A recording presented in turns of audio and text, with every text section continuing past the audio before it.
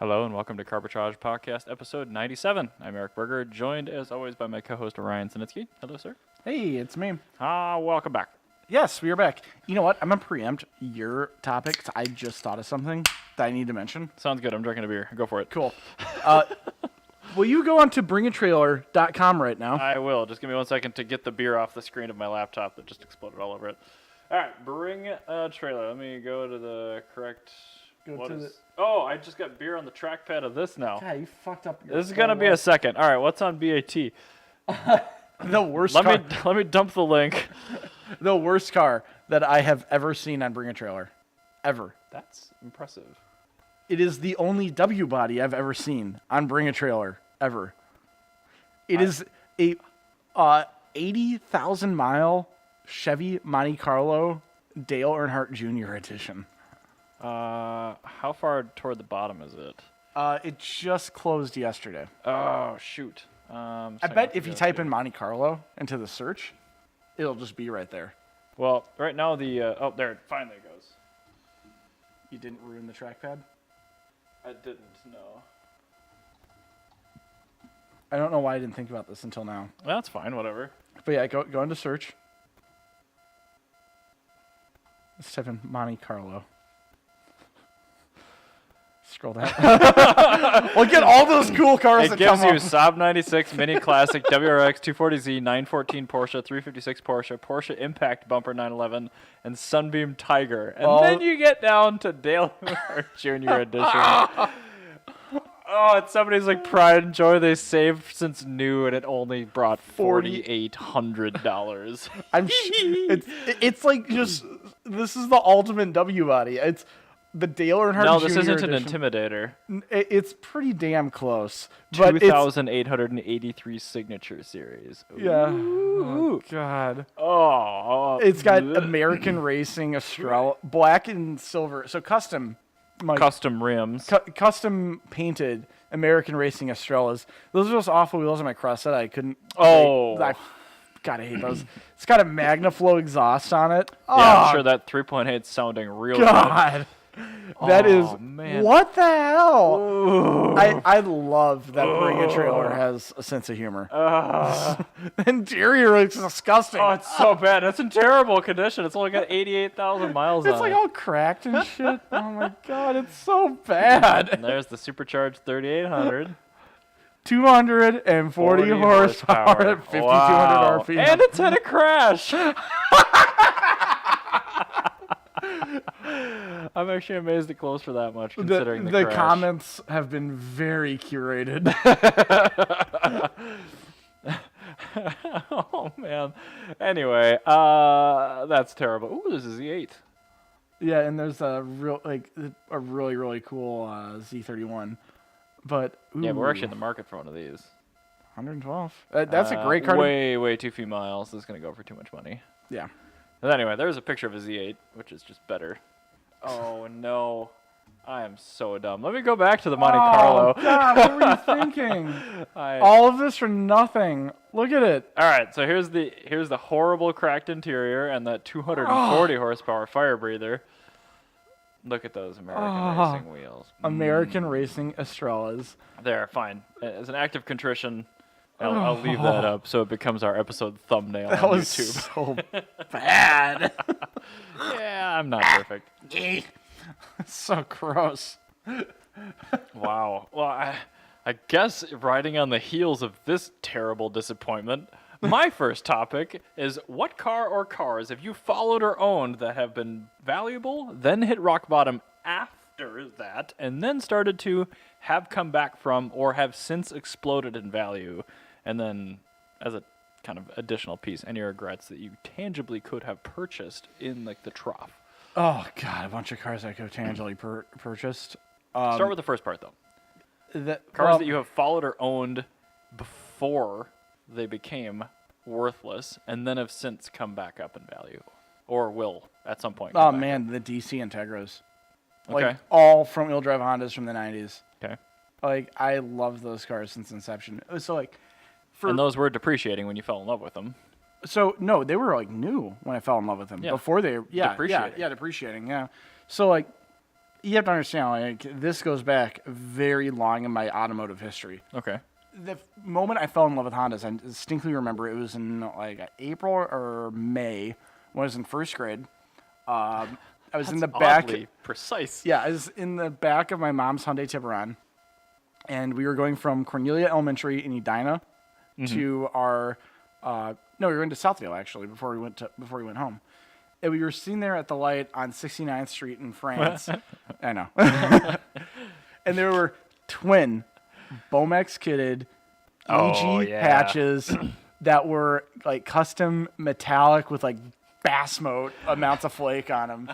You've actually told this like instance before on Carbitrage. Yeah. That was the moment in which I fell deeply in love with a car, not because somebody told me a car is cool, but because I felt it in my soul that I liked that car. And it was the most riced out Honda Civic, and I loved that. And like my entire life, I've always loved Civics, and I watched them depreciate. I watched the EFs and the EGs become 100% disposable cars. Mm-hmm. In every single EG, I remember when we first started going on street racing, everybody had an EG Civic, and by the time I quit, everybody had an EK because all the EGs and the EFs had been wrecked and stolen. They were 100% disposable, and Weird. now they're at a point where they're not. If you go out street racing these days, like you get some like really clapped out EKs, but like usually it's like crappy RSXs and EP3s and stuff. But I do like EP3s. yeah, but no, it was the Honda Civic really did it for me. That was one I followed. I'm really happy they're going back up in value, and then car I've just kind of watched tank in value. All the pre-war stuff I like. Every single one of them just And the boomer cars, of course. yeah. All those are just dissolving in front of my eyes. I'm really excited because that means I can afford them soon. Yes. Anyway, what about you? I'd say like the biggest one of these for me, like I know I give the E36 a bunch of crap, but that's a car that when I first started looking at it was new, like you said, with the Civics. Yeah. And that was one of those things where like I thought it was cool, and up until we'll say the mid like 2000s, they were pretty valuable cars. And like I firsthand witnessed these things crash into the $1,500 mark. Oh yeah, I remember. And now like it's tough to find a manual one For $1,500, yeah. for less than $5,000. Yeah. And like, and this was it was like the quickest dip I've ever seen on a car, because like all the crappy ones, like obviously as stuff comes from new, you get like a tangential divide, Yeah. like the really nice ones and the really crappy ones. All the crappy ones went away immediately for engine swaps 330s. Yeah. So when the $1,500 ones existed, they all got snapped up and dismantled. And Yeah. the nice ones are the only ones that are left now, and those are $8,000+ cars. Yes. So that's a car that it's not going to explode in value ever. There was actually a question on the National BMW CCA Facebook page yesterday. And it was like, when will the E36 see the same explosion as the E30 M3? And like my reply was, well, never, because the E30 M3 is a homologation race car, and it was made in far fewer numbers. Also, Yeah. the one we got in the States here, the E36 was just crippled. Yeah. So combine that with the fact that it just isn't as special. It didn't really win nearly as many races, and it doesn't look as good. No, it's, It won't get to that level. It will continue to the appreciate. E36 is the 280ZX of M3s. It is, and it It's- almost makes it not worth buying for a collection. If I saw a really nice 95 coupe for like 20 grand or less, I would maybe consider it. You know, I gotta agree with you. Usually I say, you know, it's really hard for me to say something that's just not worthy of collecting, but I've driven a very well cared for E36 M3. It's a good car, And- but it's not.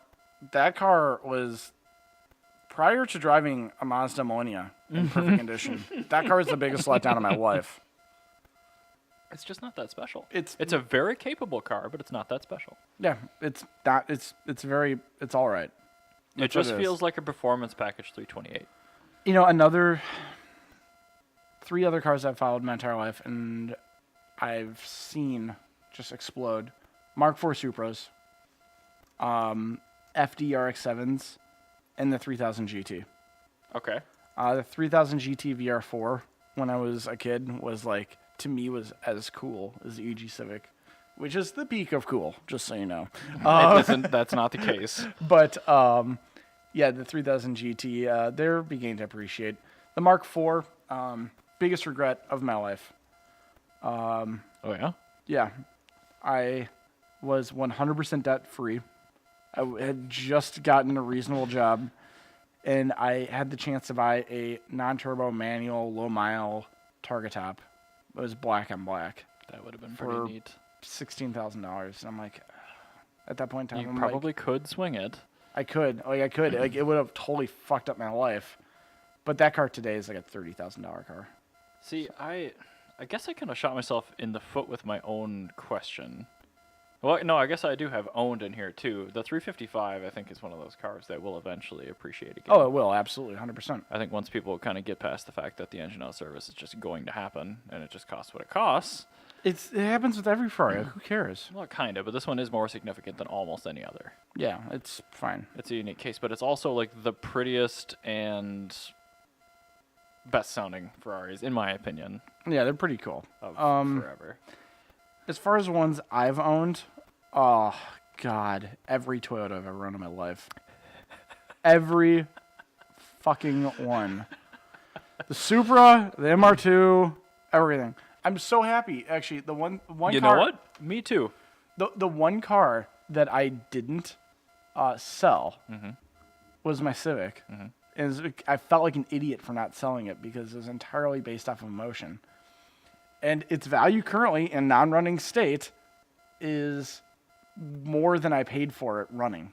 Oh yeah, So I'm really happy about that. sure. But I mean, the Toyotas are just such solid cars. I mean, it's like giving up a family reason- dog for adoption. I got rid of the MR2 because it needed massive suspension work. It needed Right. belts, an alternator, and all sorts of shit. It needed like an entire stereo just ripped out of it. It was beginning to rust a little bit. I regret selling every single Toyota I've sold. Yeah, I can't do it anymore. The Cresta is staying with me. Guarantee I will regret selling the FJ after I've sold it. Oh, I know you will. Yeah. As soon as it snows. No, the Model S is really good, but I have to remember to not change out my winter tires. No, but I mean, you will get to a snow like we had last year Yeah. on the 20th, where the Model S will physically not be able to move No, that it much would wet be able to snow do out of that. its way. It's got that like rounded nose cone pre-facelift thing. It'll be fine. The Fiat got through 10 inches out here, That's true. and I mean, But double that all-wheel drive and tank weight.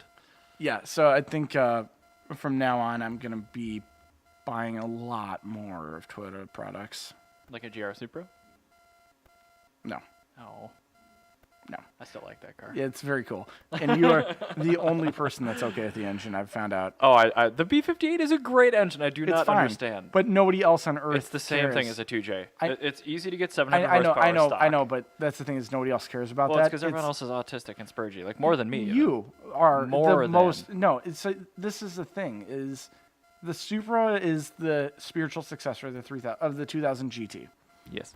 and Which is it's also supposed to pretty be like this is the pride of Japan. Like this is the most Japanese you can get. Is that all it is? Just people being butthurt that it's not a Japanese-made engine? I'm confident, 100%. 'Cause I'm like 100% confident about Because every other thing points to like it's the correct number of cylinders and the that. correct orientation. I know. It's the I know. same Trust me, power. I've had this debate with literally everyone, and I understand where they're coming from. Because there's this weird like nationalist thing. And we have to Yeah. understand when it comes to these Halo cars, nationalism comes into play like a lot. I mean, okay, so what would that be? It'd be like the Camaro having No, this would be the equivalent of a Corvette ZR1 having a 3UZ FE under the hood. No, it has to be a more punchy engine than that. A 3UZ is the 4.7. Is that right?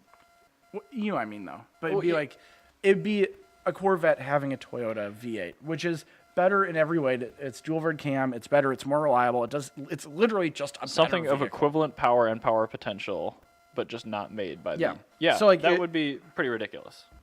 Well, okay, here's a perfect example. First gen XLR had the North Star V8 in it. Nobody bought it. Well, no, that was still an American engine because that engine I know, sucked. but that was like a European type engine, and people hated it because no, of its it was- sophistication. that was a different thing. That was the North Star. You could put You could put a North Star into anything and kill the value of it because the North Star But sucks. it was a supercharged, and the late ones were fine because they put the thing that they cost cut out of it in the beginning back into it. Still said North Star on it. I and it really like ruined the it. North Star engine. But I mean, like, it's like the Saturn Sky though. Like that one did fine. But it's more of a matter of like, But that was a Lotus chassis. imagine if Lamborghini came out with the Lamborghini. Aventador, but instead of using a Lamborghini V12, Yeah. they used a Volkswagen Audi Group W12. Okay. That would be the fervor. Everybody would lose their You're mind. right. And Everybody would lose their nobody mind. would not buy it because of that, but everyone online would be like, yeah! Or if Porsche used a Subaru flat six. That should be. That's probably the closest equivalent. Imagine a 911 with a 3.6 H6. Imagine a 912. Bring back the budget 911 and use the Yeah, Subaru and that'd be fine, EZ36. but- That'd be bitchin'. But if they called it the 911, Oh. yeah, you would lose your mind. You would absolutely I would lose your. actively seek out that car. But everybody would completely lose their fucking mind, and that's exactly what's happening with the Supra. That's just baseless idiots. Well, it's a real thing. Like nationalism dumb. matters. Yeah, I know it's dumb, but nationalism matters with Halo cars. So anyway, I like the GR Supra, and I think the engine choice was fabulous. I think everybody's gonna be fine. They're gonna find out the BMW engine's perfectly okay, and it'll all breeze over. You know what? A 2J will take stock internals on a VVTi. It's about 750 horsepower before you really have to start considering putting internal upgrades on. Actually, that's you have to consider it for making more power, not for lack of reliability. Right, and it's Yeah. the same thing with the B58. Yeah. They make about 750 horsepower in stock internals, but like you really should be considering changing I know, things it's- for reliability. Yeah, it's a completely ridiculous argument. You're not going to make 2,000 horse with the B58. I don't bother arguing with people about this anymore because I really truly understand where they're coming from. I just don't care. I hate them. So Yeah, I just really don't care. I think that the 2JZ is the best engine in the world. I know for a fact that the 2JZ's never come back. This is the closest thing I can get. iron block engines just won't come back, And my whole thing is except for the RB26. with everybody, literally coming back. With everybody I've talked to about this, I asked them, I'm like, well, would you rather have the BMW Inline 6, which is mechanically almost identical to a 2JZ, with, I'm sure there'll be some horrific BMW style maintenance, but whatever, who cares? Every modern car is going to have that. It's actually going to make it better for the BMW owners more than it'll make it worse for the Toyota owners. Yeah. So, but would you rather have that, or would you rather have Toyota's corporate V6 I was going to say with the a turbo? 2GR. Like, I will take the Supra over the GTR because the Supra still has an inline six. I agree. And That's more I am important to a me. huge fan of the 2GR FSE. Yeah. That is a great engine. It does no business. That eliminates so much beige and boring from beige and boring. Yeah. But that is no business in something that should have an inline six. Exactly. Yeah. So it's that's a just good way to fact. put it, just to try to like beat some sense into some people. Yeah. And even then, I get people saying that just make an emotion-based decision. Go, give me the Toyota engine. I'll take anything. I'm like, no, you won't, dude. Like, you literally Drive won't. them both. Drive a turbo 2GR with the Toyota Auto and compare it. Yeah. Like, tell me legitimately which one you think drives better and which it one will- sounds better. A it'll be straight the- 6 is going to sound like a Supra. Yeah, the inline six is the way to go. No question. Now, I anyway. have no idea how the hell we got on GR Supra, but I'm Because fine with we it. were talking about cars that depreciated my Supra experience and Oh, ruining yeah. my life. Perfect. Next. Yes. Now, speaking of purchasing vehicles, Yes. I do that sometimes. we did my taxes, got my first tax return.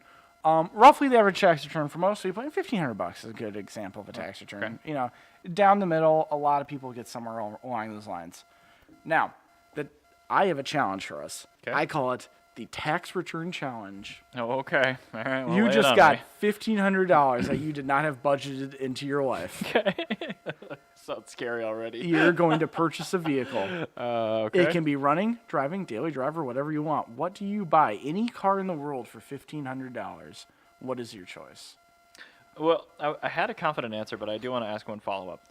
Can I buy it with that money in another country, or does it have to factor in import and registration costs? Has to factor in import and registration costs. 2001 BMW 330i sedan with a 5-speed manual. That's a very, very good car. It is, and I could turn it into a Spec E46 racer, which is what I would do. I would get a MX 73 Cressida, Okay. or if I could find one, a RT130 Corona. Is that the style of the wagon? Andrew Chase's. Yeah. I get that style Corona. Actually, I bet I could probably would be able to buy Chase's actual Corona I do like that car. and haggle with him for $500 to get the car. So That thing with some fancy engine swap would be just rad. you don't even need a fancy engine. You put a manual behind it. What does it have? Is that a 20R. 20R? Yeah, it's a Does it have very a 3-speed in it? 3-speed auto. Oh, God. It is unbelievably But slow. imagine putting a 4A in it or a 2ZZ. Yeah, oh yeah, it'd be great. 2ZZ would be freaking cool. Yeah, no, I agree. Or a Honda K series, just call it good. Oh, I didn't tell you my intent. I think I'm gonna ditch Brexit officially, and I'm gonna put the K24 into the 2002. That'd be. I'm not a fan of that idea. Why? I think that the 2002 should retain its factory engine. That's the beauty of the My 2002. main thing with the O2 right now is I wanted to do that, and I spent many dollars making this happen to Yes. get the stock 4-speed and engine to stay. But my main issue is I don't have the other half of the harness I need to make this thing run, and it's looking more and more like I never will. Carburetors. No, I don't want carbs. Anyway, so My option's either really cheap EFI on that to supplement what's there already, or put the K series in it. now I'm thinking about more. I would say RT130 Corona over the. If you can get a car like that for that kind of price, absolutely. Yeah, it'd be really fun. Yeah. Wouldn't really care about the quality of it as long as it's the chassis is good. Long-term build would be engine swap. Maybe I would either keep the R series, or I would go with the T series, like the 3T engine. Okay. I think it's the 3TC. I think The 3EFTE would be pretty cool in No, that too. no, it'd be the 3TC. I think is the one I'm thinking of. That's the one that's dual overhead cam, 2 valves per cylinder, and twin carbs. So that'd be very cool in that car. It's a really gorgeous engine too. That went a lot faster than I thought it would because you had that idea just like ready. Right. Well, I did because like you prompted me on this just a little bit before, Yeah. and like my brain's like, $1,500. Okay. Would well, you daily it or would you get it for a track I car? would build it. I would buy it to build it as This a is track for car. the E46, right? Right. Yeah, and it has to be like the 01 is the first year of that 3-liter engine, and it has to be a 330 for that spec series. Otherwise, I would look for a 328 because they're going to be better kept. But the reason why I say 4-door is they're worth less, so I'm sure I could find one that's got a bunch of miles, that's in horrible colors, and it's probably rusty. A beige 4-door. Yeah, a beige with cashmere interior. That's probably just filthy Disgusting. for that kind of money. So, I don't know. Can you like realistically find like an okay, like what would be the price for like an okay E46 like wagon? With a manual? Yeah. You can do it for $1,500, but you're really looking $2,500 for a pretty solid one. Really? Yeah, it's a good car. I saw one the other day and I really liked it, and I was thinking about it. I'm like, I could see myself with that car. Like, Dude, I've had several of those, and like when I got Mr. Wags V4.0, I'm like, well, this is definitely better, but it's like my struggle with the difference between the Fiat ownership and the Tesla. Like, it's definitely better, but it is not worth like how many fold more money. Yeah. And the E46 is way easier to maintain. It's a known quantity. Like everything on those cars has been figured out now. yeah. And all the parts are dirt cheap. Not only that, like that's also on the cusp of blowing up in value. I think a clean E46 manual wagon, especially if you can find one with a manual climate control and no sunroof, and a sport package, just buy it. That'd be yeah. If I could ever find that I would 100% buy it. I found one back in the day, but I had just bought my silver wagon with the auto, and I just started manual swapping it. And my car was nice. It was silver on black with a sport package, but it was an auto. So I fixed that. Yeah. And I ended up selling it to a guy that now works at Eurotech, and he's since sold it on. I see it driving around St. Paul once in a while. E30? No. Oh. Well, one of my E46s. Oh, my one of your nice one. E46s. Yeah, I've had a bunch, and they've all been manual swap cars for me. But Mr. Wags is still the epitome of that shit, but not $1,500. Yeah. So yeah, that would be. All right. God, I think I'd say my Corona I still really want. I'd do that. 20R is such a solid motor. That Especially drivetrain's not going anywhere. Coming off of our conversation we just had about regretting Toyota. Right? Like whenever we just don't get one.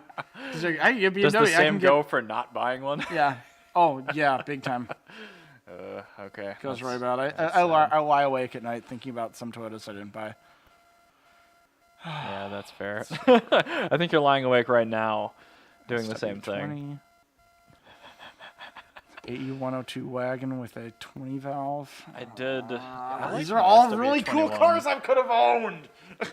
Yeah, I don't know if I have any regrets on Toyotas that I didn't buy when I had the opportunity to, but My- like I have definitely a regret. One of the most unique ones, a 80-102 wagon. It's like the 90s, like a 93 Yeah, I know Corolla exactly wagon, what you yeah. mean. Yep. with a 20 valve 4AG in it, which is the silver top, 5 valve per cylinder, 200 horsepower. God, that would have engine. been naughty. Oh god, it was like red and it just looked like it looked like a car.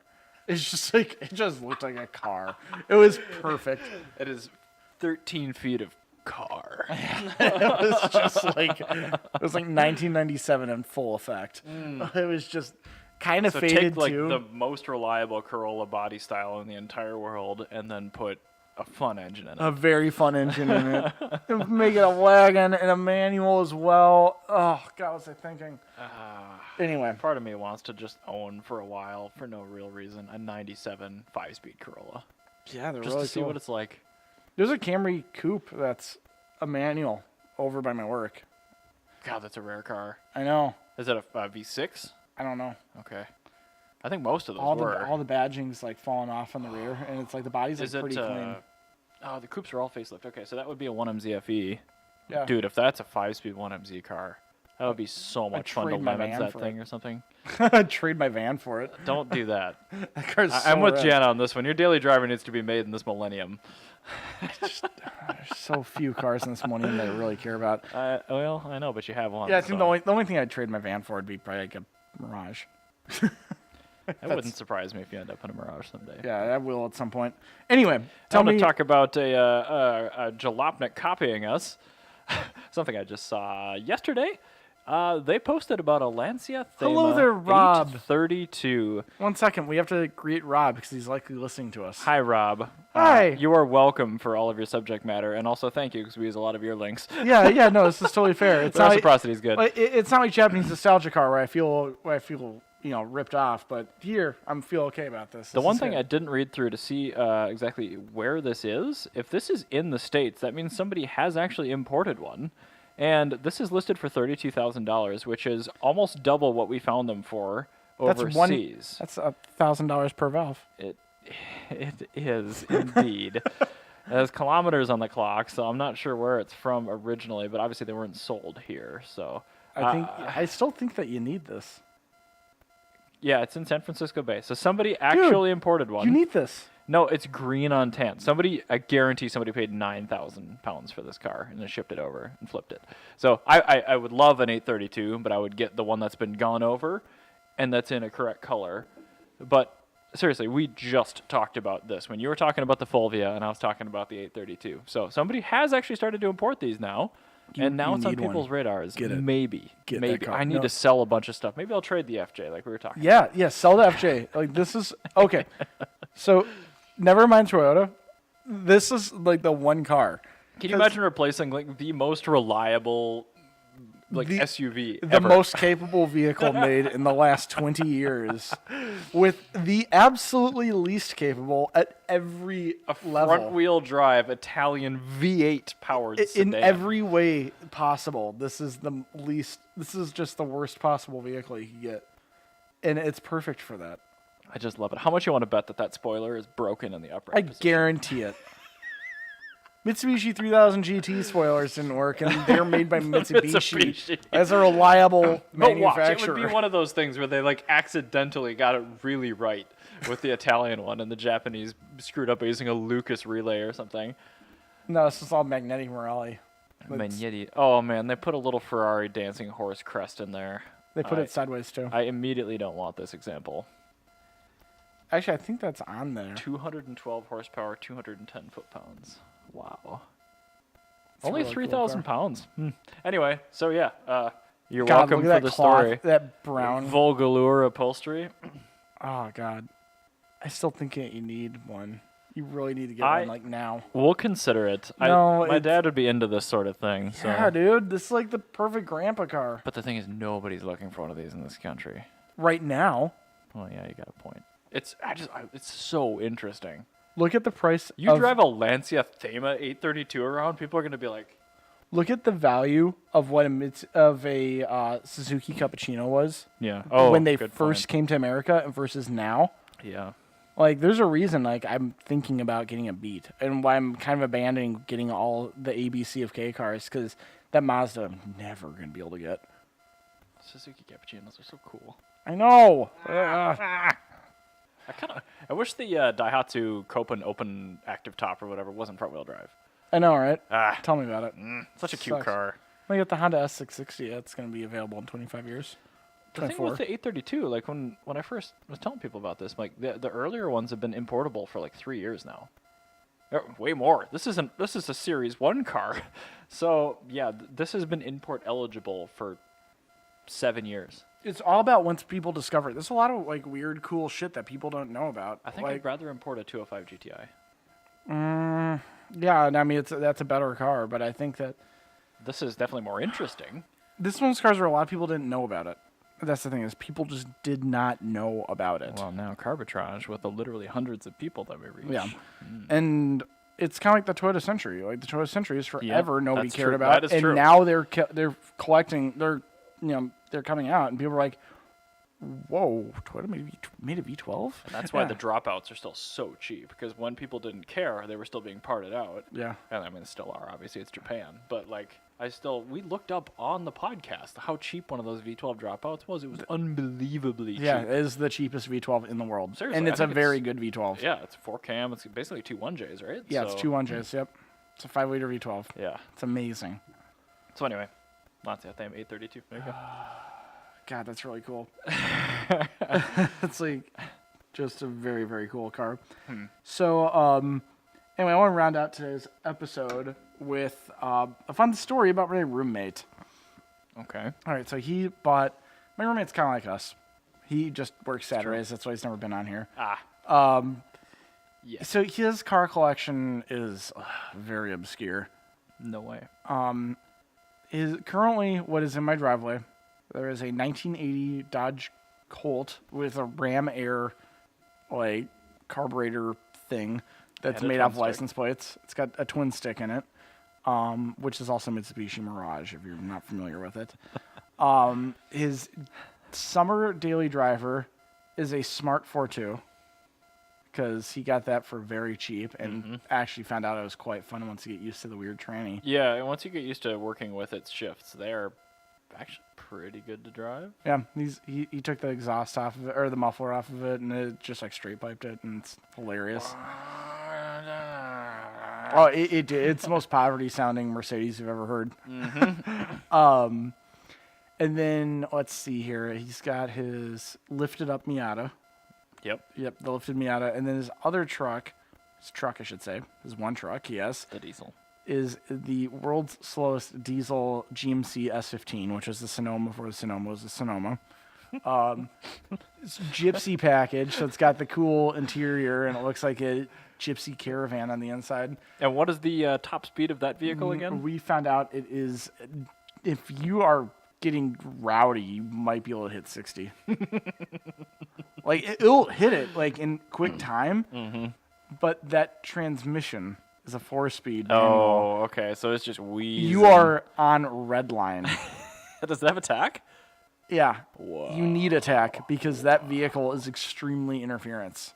Really? And they've been known to have valve float within 2,500 RPM of the red line. Well, that's a lot of RPM from the red line. So It's about that much space there. 250 RPM or 2,500? Oh, I'm sorry. I meant to say 20. Did I say 2,500? You said 2,500. I'm like, no, Brian, that's probably like an entire tack. Sorry, 250 RPM. Okay. So you have like, if you aren't paying attention when you're passing somebody, you Your will engine blow goes the engine. kaputski. You will Okay. blow the engine, and it is impossible to find another one because they've all blown up. From that? Yes. Okay. Anyway, given that's a rear-wheel drive S15 that nobody really knows or wants, he decided to make it into a mini truck. Okay. So he's lowered it. put in his lowering blocks in the rear, leaf springs, and then he got his drop spindles up front, and he dropped the truck. And the truck like almost it's a few inches off the laying frame. However, he found out that I'm not sure if this is unique to the S15 diesel, but the lowest item inside of the engine bay is the blower motor. Wait, what? Yeah. It's actually physically in the engine bay, so you can service it easily. Okay. Yeah, that's not that unusual. Somehow, of where it's mounted, it's very, very low in the vehicle, and he has hooked 2 of them now on the road and ripped them out from underneath the truck.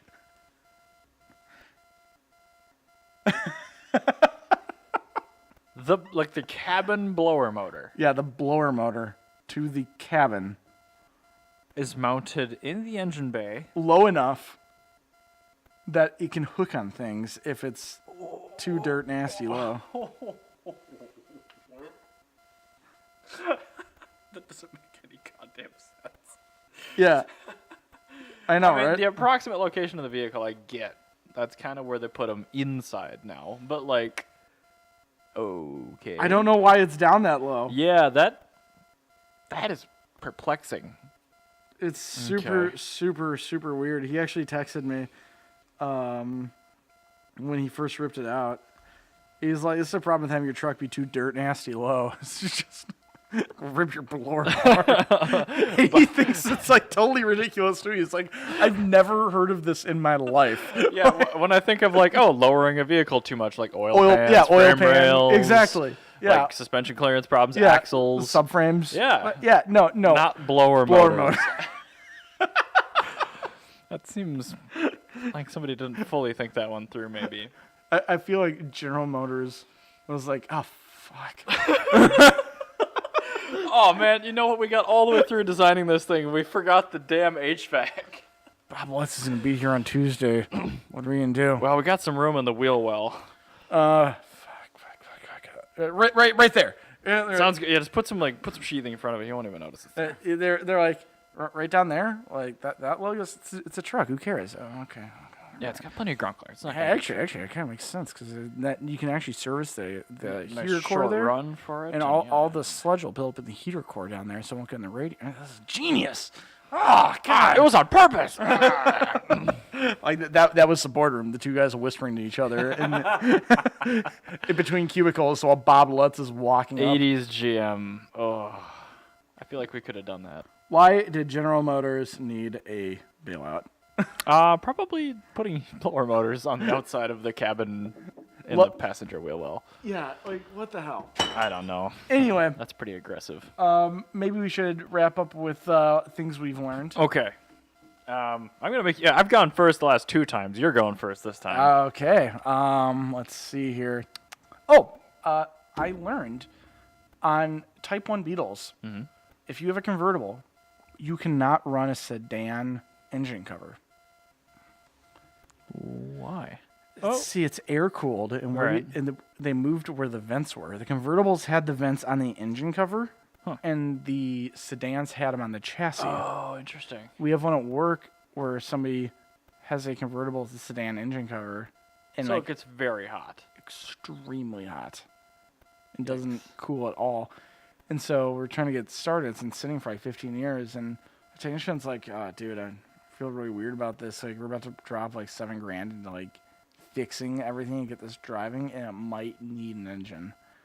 And my response was, "Yeah, who cares? It's an air-cooled Type 1. It's Yeah, like we can change it out yeah. It's like $3,000 for a complete rebuild. Like, just we're gonna do it. It doesn't matter. I'm Yeah. gonna sell it to this lady. Just take it out, find an engine cover for it, Just and we'll just make it right again. Like, it's fine." let's put a 4.2 chain motor in it and call it good. Anyway, what'd you learn? I learned that OBD2 devices, specifically like non-manufacturer specific ones, can wreak havoc with modern vehicles. How so? Like at work, Like, we've got do you mean like a scanner? like a trip logger or Okay. just like even like the things that power the radar detectors Really? for like speed monitoring. They can just create CAN faults like crazy. So like my boss's X5 had the car alarm randomly going off. Couldn't figure out why. Unplug the radar detector thingy from the OBD2 port, no problem. the E60 sitting outside. Airbag faults with no actual fault code coming. Clear it out, goes away. Plug in the OBD2 thing for a couple days, comes back. Fiat 500e, plug in a trip locker. The entire regen system fails on the car. But not immediately. It always takes like a day for the car to figure out that it's there, so it's really hard to pinpoint it. But yeah, if you plug in anything to That's so a car weird. that monitors the K-line, it can just do really horrible shit to your car. So if you have a fairly modern vehicle and you've just got some weird stuff that's happening electronically, if you got something plugged into that port, just try and plug in it for a while. See if that fixes it. That's the most bizarre thing. It's really, really strange.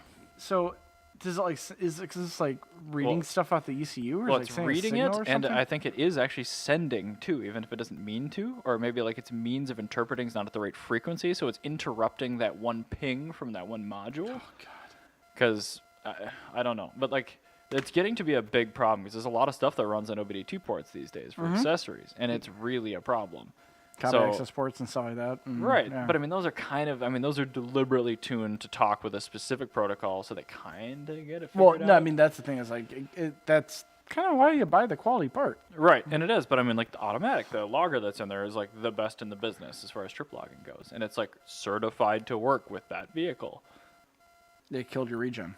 Well, I mean, it's not certified to work with electric cars. So I get why Yeah. that didn't work, but, like, on the BMW, it's causing airbag faults. It's so weird. So, I mean, that's a notoriously picky electrical system in that car, so I get it. But it's going to get more and more involved when this kind of stuff starts proliferating even more. So I wish that these devices, if they didn't specifically need to talk to the car computer, that they didn't. They just used power and ground. So, come to think of it, I got one other thing I learned. Okay. What was the first car to have a electronic navigation system in it?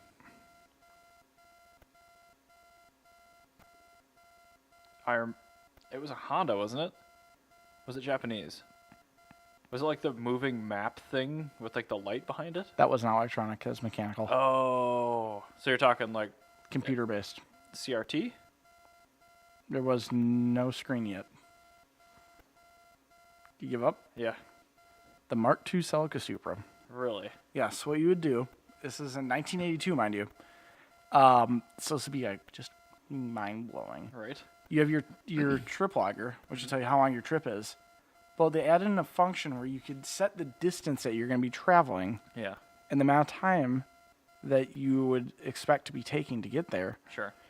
And it will let you know when you've arrived at your destination. And it'll beep once you go over one of those two attributes. Huh.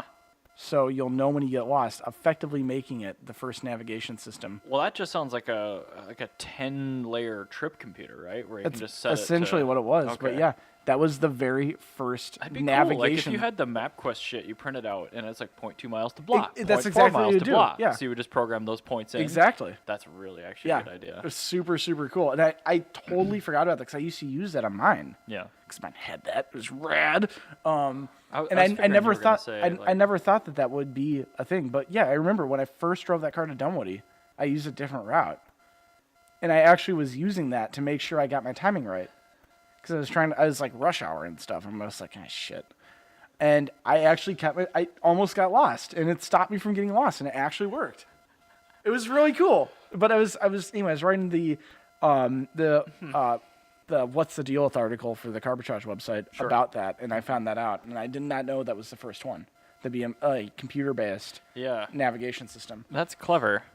It makes me hinge on to a lot of the early like 90s, even up to late 90s, like the budget nav systems, the actual GPS ones. Yeah.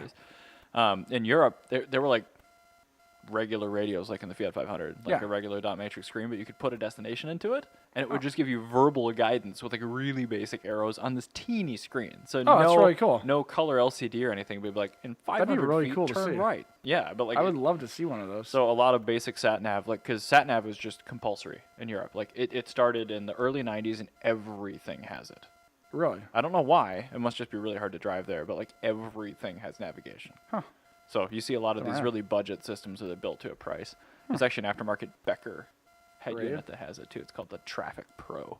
Ah, man, I would want to just get that for the Cressida. That'd be hilarious. It would look rad in a Cressida. That would It's look like really cool. green backlit LCD and just these weird buttons and yeah. But yeah, those ones that were like, it had the little tracing light. Yeah. The way that would work is that would be run off the speedometer, and then it would use a compass that would, and a gyroscope to know when it's turning. So it would know the rate in which you're turning, and like that's how it would figure that stuff out. And then you'd have to switch feel out maps. so dumb when it comes to the knowledge of other people in the past, or even now. Just like, Yeah, we need to make this work, but you need to do it 100% mechanically. Yeah, I gotcha. And it's like everybody was just trig. yeah, and it worked. Anyway, well, thank you for listening to this babble on about ancient navigation systems. Thank you very much, and we are currently on track for episode 100. I'm really, really excited. We're gonna try to put together something special for you guys. Sounds good. I'll catch you guys a little bit later. Bye.